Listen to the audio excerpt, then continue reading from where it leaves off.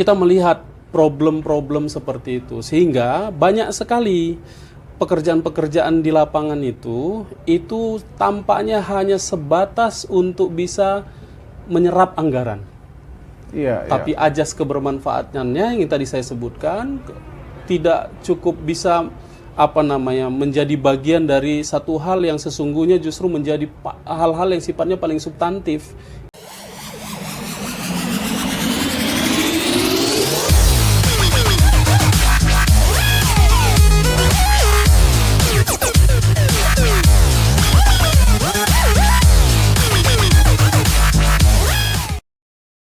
Assalamualaikum warahmatullahi wabarakatuh.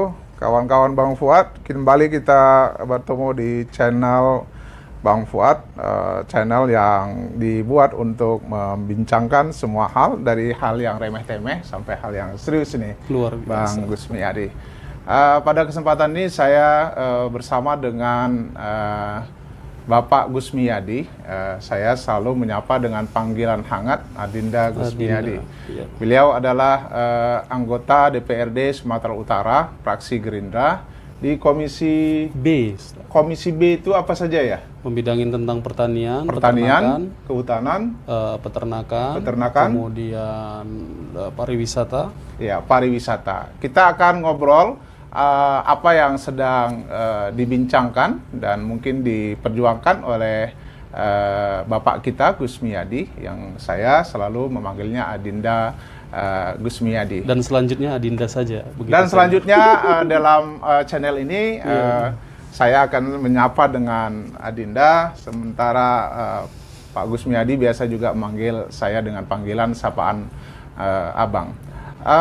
Kawan-kawan semuanya, beberapa waktu yang lalu anggota DPRD Sumatera Utara melakukan kunjungan selama 6 hari ke daerah pemilihan masing-masing untuk melakukan pengawasan terhadap kerja-kerja yang dilakukan oleh organisasi perangkat daerah yang sering disebut dengan OPD. Baik, kita langsung kepada Adinda Gusmiadi. Apa kabar Adinda Gusmiadi? Alhamdulillah sehat Ustaz. Ya, mungkin bisa diceritakan apa kira-kira yang dilakukan pada kunjungan 6 hari itu. Iya, jadi minggu lalu selama 6 hari anggota DPRD Sumatera Utara diberangkatkan ke dapil masing-masing untuk melakukan apa yang disebut dengan pengawasan terhadap seluruh kinerja OPD, organisasi perangkat daerah di semua dapil di seluruh kabupaten kota yang ada di Sumatera Utara. Kegiatan mereka tentu terkait dengan program-program yang direalisasikan, bagian dari cara mereka untuk bisa menerjemahkan semua program gubernur, visi misi gubernur, gagasan gubernur, dan lain sebagainya.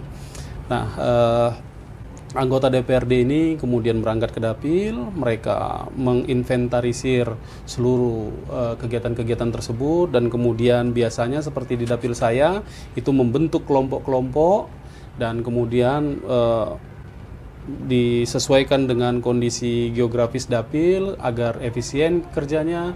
Kemudian kita mulai berangkat melakukan proses pemeriksaan.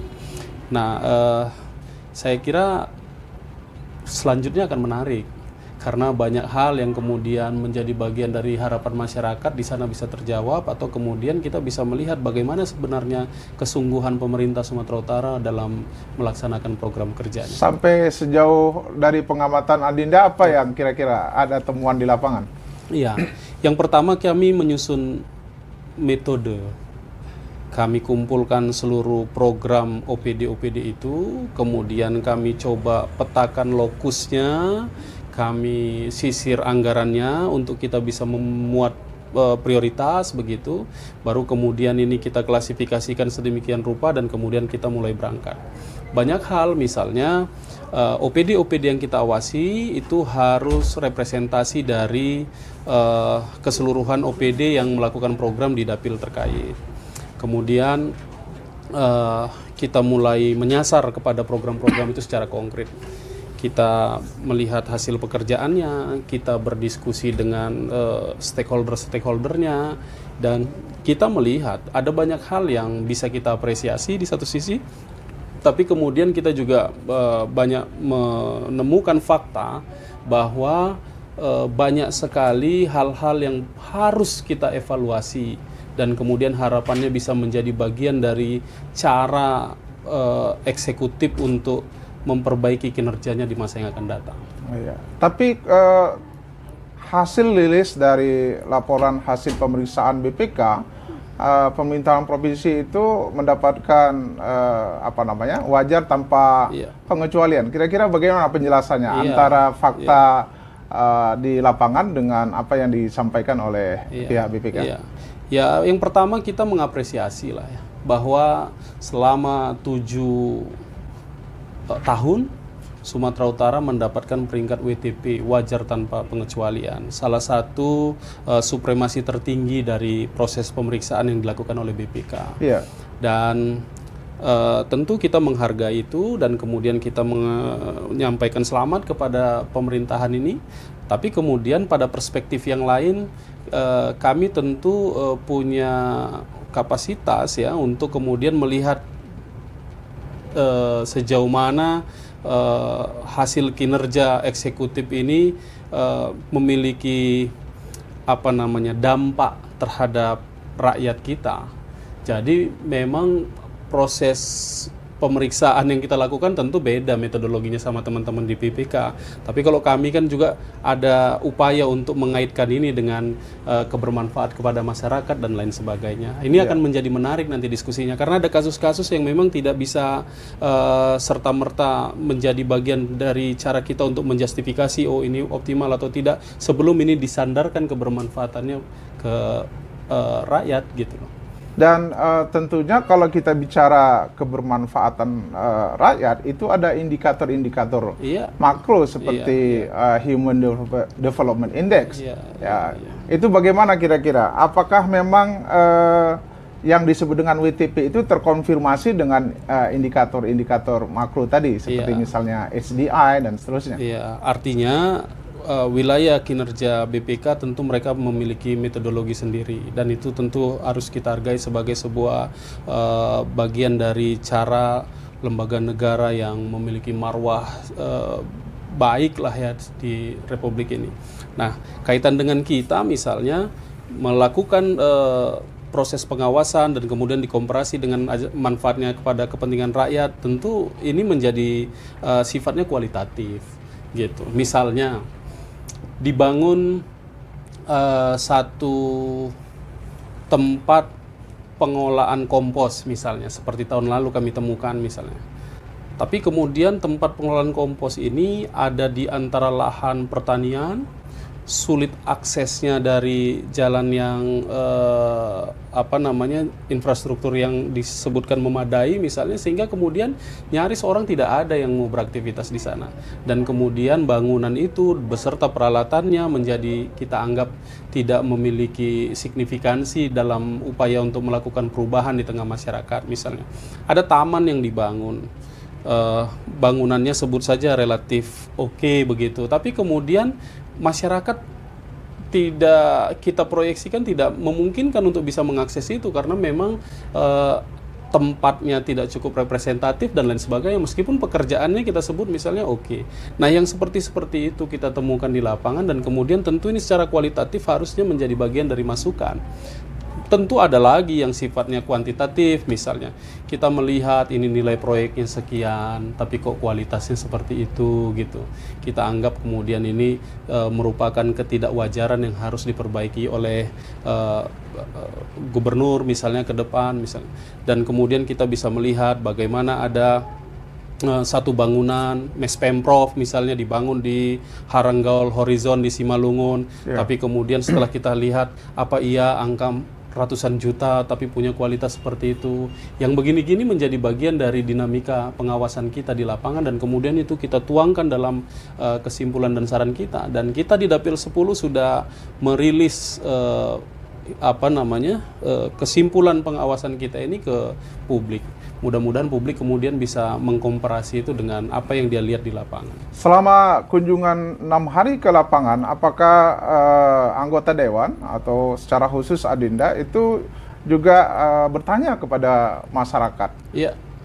Ya, kita lakukan itu. Misalnya ketika kita melakukan pengawasan di Sungai Bahapel di Kota Pematang Siantar. Waktu kita masuk ke area dari daerah aliran sungai yang kemudian dibuatkan bronjong di sana itu, kita panggil warga. Kira-kira ada keluhan apa di sini? Yang pertama kita temukan bahwa warga mengapresiasi program gubernur dalam rangka membuat bronjong di kawasan itu. Dengan cara itu kemudian mereka terhindar dari banjir. Oke. Dan kemudian kita tanya, selama pekerjaan kira-kira apa yang bisa dievaluasi oleh bapak-bapak yang ada di sini? Oh ini Pak, ternyata di bagian bawah sana itu ada yang begini, ada yang begitu, dan lain sebagainya. Dan kita lihat di lapangan, oke, ini menjadi bagian dari fakta lapangan, dan kemudian itu kita munculkan menjadi bagian dari rekomendasi untuk bisa diperbaiki ke depannya. Nah, sama halnya misalnya kita coba melihat pekerjaan dari saluran irigasi. Kita panggil kelompok tani yang menerima manfaat. Ini yang ngerjakan siapa? Kami, Pak. Masyarakat, kelompok tani dilibatkan. Mereka swakelola. Kami bukan hanya mendapatkan manfaat dari irigasi ini, tapi juga kemudian kami bisa mendapatkan rezeki dari bekerja untuk membangun irigasi ini yang kemudian anggarannya disiapkan oleh pemerintah. Nah, yang seperti itu tentu kita melibatkan masyarakat untuk kemudian bisa mendapatkan masukan manfaat yang ekonomi. Iya.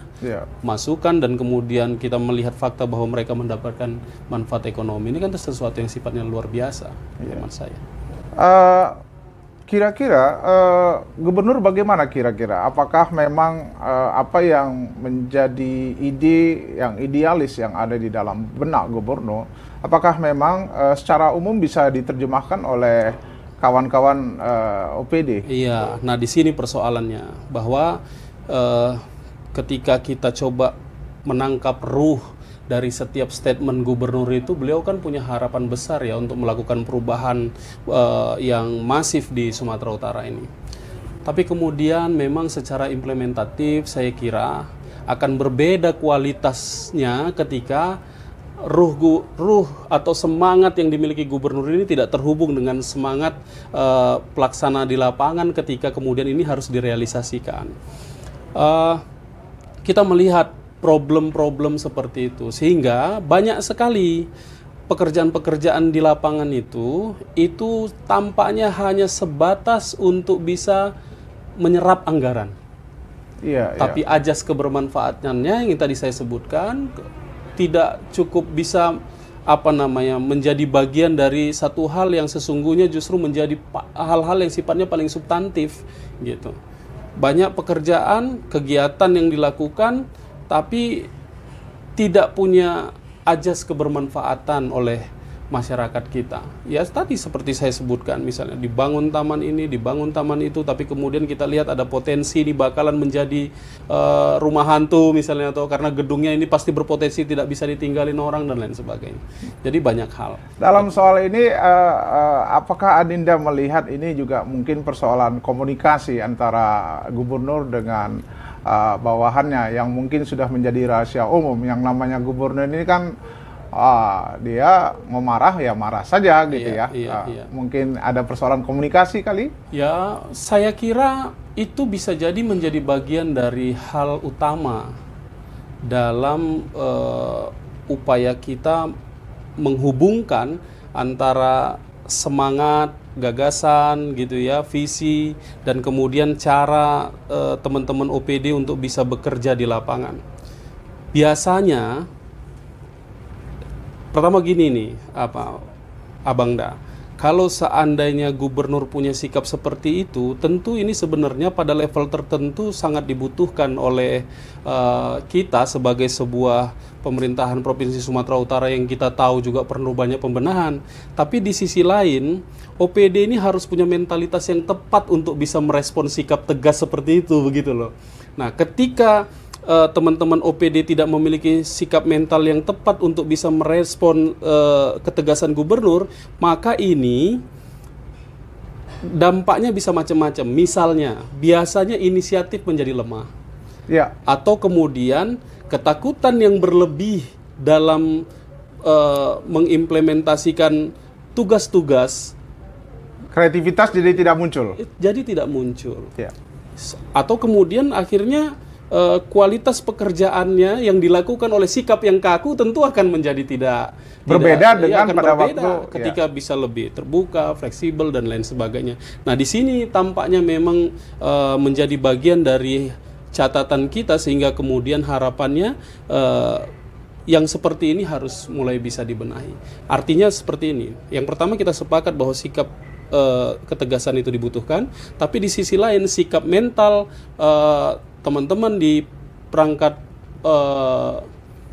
organisasi yang ada di Sumatera Utara ini, mereka harus siap untuk melakukan kinerja sesuai dengan harapan gitu. Karena sesungguhnya yang terpenting adalah bagaimana visi gagasan itu ujungnya itu sesuai dengan harapan gubernur sebagai pemimpin tertinggi di Provinsi Sumatera Utara. Nah, itu penting sekali. Sehingga kemudian kita tidak lagi melihat di lapangan misalnya banyak sekali pekerjaan-pekerjaan yang dilakukan itu tak memiliki ruh yang tepat terhadap visi dan gagasan gubernur. Dia hanya punya semangat untuk menyerap anggaran dan lain sebagainya, tapi kemudian tidak punya ajas kebermanfaatan yang tepat yang bisa dinikmati oleh rakyat kita. Dan itu nampak di indikator-indikator yang biasa digunakan di dalam mengukur kinerja satu pemerintahan. Iya, saya kira begitu. Ya. Adinda, mungkin kita sudah pernah dan mungkin familiar dengan satu slogan, apalagi di dunia militer, dan Pak Edi adalah orang militer. Ya. Katanya bahwa anak buah itu tidak pernah salah, tapi boslah yang salah kalau kemudian pekerjaannya tidak becus. Bagaimana tanggapan Adinda soal ini? Iya, saya kira pada akhirnya memang segala sesuatu yang menyangkut dengan cara kita untuk bisa membangun Sumatera Utara ini disandarkan kepada kepemimpinan. Puncak tertinggi dari proses membangun Sumatera Utara ini, dan dalam hal ini tentu disandarkan kepada Pak Gubernur misalnya seperti itu. Nah, ya, tapi kita juga paham bahwa dinamika dalam merealisasikan setiap program itu banyak sekali tantangannya. Ya. Kita tahu bahwa setahun ini saja COVID melanda dan kemudian itu mampu merubah skema APBD kita yang harusnya terfokus pada upaya untuk mencapai visi atau gagasan Pak Gubernur misalnya. Kita tahu tantangan seperti itu kan. Dan kita juga tahu bahwa mentalitas birokrasi kita, saya kira menjadi rahasia umum. Banyak sekali yang harus diperbaiki. Bahwa kemudian Pak Gubernur ada dalam momentum seperti itu tentu merupakan bagian dari tantangan. Saya kira Pak Gubernur masih punya waktu untuk bisa memastikan bahwa gagasan-gagasan, visi, dan kemudian harapan-harapan beliau bisa terrealisasi. Apalagi ketika nanti insya Allah refocusing itu sudah bisa lebih tidak lagi harus terkonsentrasi pada hal-hal yang bersifat penanganan COVID. Mudah-mudahan Pak Gubernur akan bisa melakukan menjawab tantangan-tantangan kekinian kita. Proses pembelajaran sudah selesai, ke depan Pak Gubernur akan mewujudkan harapan dan cita-citanya tentang Sumatera Utara ini. Walaupun agaknya semua persoalan harusnya tidak boleh tafsirnya itu adalah persoalan COVID-19, karena di daerah lain juga tentu saja mengalami hal yang sama. Sehingga dengan demikian mungkin kita bersepakat bahwa di sini harus ada inovasi dan kreativitas di tengah-tengah permasalahan yang sedang kita hadapi. Iya, sebagai catatan misalnya bahwa ke depan ini tampaknya kita memang harus memfokuskan diri kepada persoalan-persoalan yang menyangkut soal infrastruktur kita. Infrastruktur. Ini relevan dengan apa yang kami temukan di lapangan tentang bagaimana infrastruktur. Berapa panjang jalan di Sumatera Utara ya, Adinda ya? Ya, saya tidak memiliki data konkretnya, terutama di kabupaten-kabupaten lain ya. Tapi kemudian kalau kita lihat seperti dapil saya di Siantar Simalungun itu kita bisa melihat sekitar 200-an kilometer jalan milik provinsi, luar biasa. Rusak parahnya. Saya beberapa waktu yang lalu menjadi viral karena memberikan statement tentang jalan provinsi di Siantar Simalungun seperti neraka. sebegitu cara kita memberikan gambaran terhadap kondisi jalan-jalan yang ada di kita itu. Padahal Simalungun seperti yang kita ketahui, di bagian atas sedang berupaya untuk membangkitkan sektor pariwisata, Danau Toba.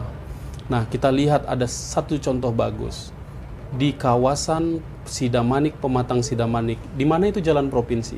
Ketika pemerintah membenahi jalan tersebut, ekonomi langsung bergerak.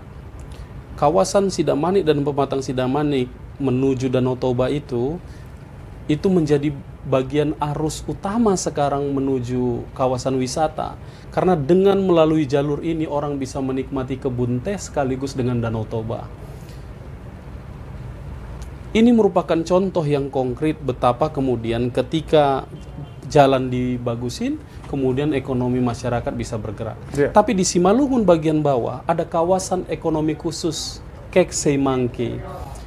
Investor-investor itu dalam beberapa dialog seperti yang dilaporkan oleh penanggung jawab kawasan Kinra, mereka menyatakan bahwa mereka bertanya misalnya, bagaimana tentang pendidikan yang ada di sini, bagaimana tentang kesehatan yang instalasi kesehatan seperti rumah sakit dan lain sebagainya. Kemudian bagaimana tentang jalan untuk dilalui oleh truk-truk mereka dan lain sebagainya. Itu merupakan jadi bagian persoalan besar yang kemudian mewarnai dapil saya soal infrastruktur itu. Kemudian kita lihat pada rating selanjutnya, bagaimana kemudian sungai-sungai kita. Karena sungai, di sana ada Sungai Bahbulun, tanggung jawabnya ada di provinsi. Kemudian banyak sekali kasus longsor yang terjadi di aliran sungai maupun kemudian di jalanan. Seperti misalnya Jalan Pematang Siantar dan Tanah Jawa. Itu sedikitnya ada 3-5 titik di mana kemudian longsor itu terjadi dan kemudian menggerus jalanan. Nah, memang persoalannya kompleks. Dia tidak hanya sekedar jalan ansih gitu, tapi juga melibatkan kebijakan perkebunan, kebijakan kabupaten dan lain sebagainya.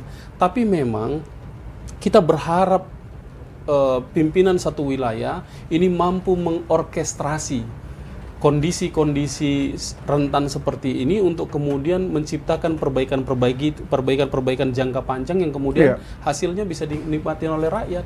Gitu. Saya kira di sana ya. Dan kemudian nanti kaitannya dengan irigasi kita. Banyak masyarakat kita yang sudah mengalihkan dari nanam padi menjadi jagung karena saluran irigasi tidak baik. Dan kemudian karena aliran irigasi tidak cukup baik, kemudian mereka menjadi alih fungsi lahan, menjadi perumahan dan lain sebagainya. Jadi memang luar biasa kompleks di sana itu. Untuk kemudian bisa menjadi bagian dari cara kita untuk bisa melakukan perubahan-perubahan di masa yang akan datang. Baik, sebenarnya banyak sekali tema yang mungkin bisa kita eksplorasi. Kita sudah sampai pada ujung pembicaraan kita. Kira-kira apa yang mungkin bisa menjadi pesan dan harapan Adinda sebagai seorang kawan-kawan? Tentu juga diketahui bahwa Adinda Gusmiadi ini juga sebagai sekretaris fraksi Gerindra DPRD Sumatera Utara. Di DPRD Sumatera Utara, fraksi Gerindra ada 15 anggota dewan sebagai wakil rakyat yang memperjuangkan aspirasi rakyat. Sekarang kita mau sampai kepada closing dari pembicaraan kita. Nanti akan kita teruskan dengan tema-tema lain yang tentu tidak kalah menariknya. Mungkin bisa di closing, mungkin ada harapan dan pesan, silakan. Iya, jadi dikaitkan dengan program pengawasan yang kami lakukan selama 6 hari kemarin. Kami 8 anggota DPRD Provinsi Sumatera Utara dari Dapil Siantar Simalungun, Dapil 10, ini tampaknya memang memiliki catatan. Harapan masyarakat yang paling prioritas untuk diperjuangkan adalah infrastruktur jalan provinsi yang ada di kawasan Siantar Simalungun. Kita berharap Pak Gubernur ke depan itu mampu menjadikan infrastruktur jalan menjadi bagian dari prioritas penganggaran, sehingga kemudian kita bisa melakukan perubahan pada sudut itu.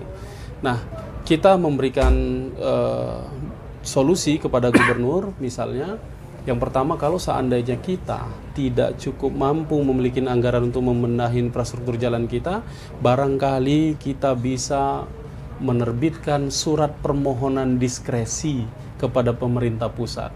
Harapannya agar pemerintah pusat berkenan untuk memberikan diskresi dan kemudian memanfaatkan APBN untuk bisa membantu Provinsi Sumatera Utara dalam rangka memperbaiki infrastruktur jalan yang ada di Sumatera Utara. Dan itu kalau mau sebenarnya bukan sesuatu yang sulit untuk dilakukan. Ya, harusnya tidak sulit ya. Artinya ini merupakan bagian dari ikhtiar kita untuk bisa mempercepat proses pembenahan di kabupaten kota yang ada di Sumatera Utara. Itu yang pertama. Yang kedua, barangkali kita bisa menempuh jalan bahwa ada beberapa jalan yang kiranya sudah memenuhi kriteria untuk diangkat statusnya menjadi jalan nasional, agar kemudian beban anggaran provinsi tidak lagi terlalu menumpuk pada jalan yang panjang barangkali dimiliki provinsi kita di setiap kabupaten kota, agar kemudian jalan-jalan ini misalnya dari Mayang Perdagangan sampai kemudian ke